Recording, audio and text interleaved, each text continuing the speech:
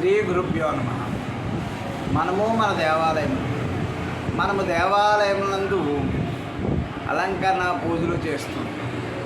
అదేవిధంగా మనం చేసే ప్రతి పనిలోనూ దైవమే లక్ష్యంగా మనం చేయాలి. అలాగే ప్రతి నిత్యము కూడా మనం ఎన్నో దాన ధర్మాలు చేస్తూ ఉంటాం. కానీ దాన ధర్మాల్లో ముఖ్యమైనది అన్నదానం. ఏంటంటే అన్నదానానికి చాలా ప్రాముఖ్యం ఉంది. ఎవరైనా సరే కడుపు నిండిన వెంటనే చాలంటారు. అంతటి అన్నదానానికి చాలా ప్రాముఖ్యత ఉంది. కనుక మనం ఏ సమస్య వచ్చినా, పరిస్థితులు బాగున్నా లేకపోయినా, మనం నెలకొకసారైనా ఏదో ఒక దేవాలయం నందు అన్న సంతర్పణ చేయాలి. అది 30 మంది అవ్వచ్చు, 50 మంది అవ్వచ్చు, 100 మంది అవ్వచ్చు, మన స్తోమతను బట్టి. అలా చేసినప్పుడు మనం తప్పకుండా అభివృద్ధి చెందుతాం. ఈ అన్నదానం అనేది మహాపవిత్రమైనది. మనం ఏదైనా దూరపు ఏరియాలు వెళ్ళినప్పుడు దేవాలయం నందు అన్న సందర్భం జరిగినప్పుడు మనం తప్పకుండా అందులో పాల్పంచుకుంటాం. అలా తినేసి రాకుండా మనం ఎంతో కొంత ఆ అన్నదానానికి కొంత ధనము ఇవ్వాలి. అప్పుడు మనం చేసిన దానికి ఫలితం ఉంటుంది. మన బదులు మరి కొంతమంది తినే అవకాశం ఉంటుంది. కనుక మనం తప్పకుండా అన్నదానం అనే దానిలో మనం పాల్పంచుకోవాలి. ప్రతి దేవాలయం నందు ఈ రోజుల్లో అన్నదానం జరుగుతున్నది. అదేవిధంగా పేదవాళ్ళు ఎంతోమంది అన్నం లేక అల్లాడిపోతున్నారు.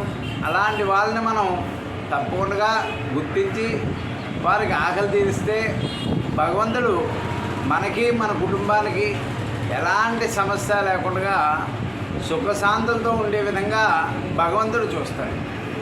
అదేవిధంగా మనం నిత్యము కూడా దేవాలయం నందు మనం వెళ్తున్నప్పుడు, అక్కడ ఏదైనా జరుగుతున్నప్పుడు అందులో మనవంతు మనం కార్యక్రమంలో పాల్గొనాలి.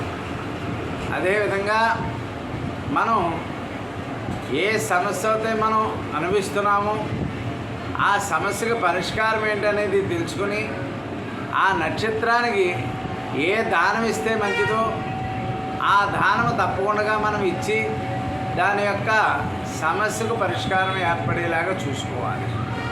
ఎందుకంటే ప్రతినిత్యము కూడా మనము ఎన్నో సమస్యలతో ఉంటూ ఉంటాం. అదేవిధంగా ఆ సమస్యల పరిష్కారానికి మన వంతు మనం ప్రయత్నం చేయాలన్నమాట. ఎందుకంటే మనము నిత్యము చేసే ప్రతి పనిలోనూ కూడా ఏదో ఒక సమస్య ఉంటుంది. ఆ సమస్యకంటూ ఒక మార్గం ఉంటుంది.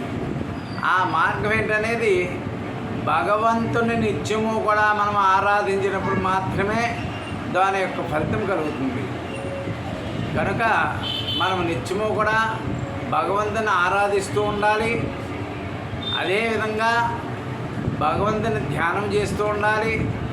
మనకి ఏదైనా సమస్య వచ్చినప్పుడు దానికి పరిష్కారం కూడా మనమే ఎత్తుక్కోవాలి. ఎందుకంటే మనకి అనేక మంది సిద్ధాంతులు ఉన్నారు. ఆ సిద్ధాంతుల దగ్గరికి వెళ్ళినప్పుడు వాళ్ళు మన సమస్యకు పరిష్కారం చెప్తూ ఉంటారు.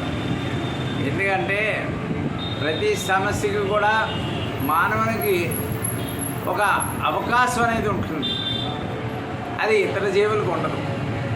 కనుక మానవుడు దైవాన్ని ఏ విధంగా కొలవాలి, ఏ సమస్య వచ్చినప్పుడు ఏ దేవుడిని కొలవాలి, ఏ దేవుడి వలన మనకి ఆ సమస్య తీరుతుంది, అది తెలుసుకుని దాన్ని బట్టి మనం వెళ్తే మనం సుఖ సంతోషాలు అనిపిస్తాం అన్నమాట. కనుక మనం దైవాన్ని ఆ విధంగా ఉపయోగించుకుంటే మనం బాగుంటాం. హరి ఓం తత్సత్ బ్రహ్మాత్మస్తు.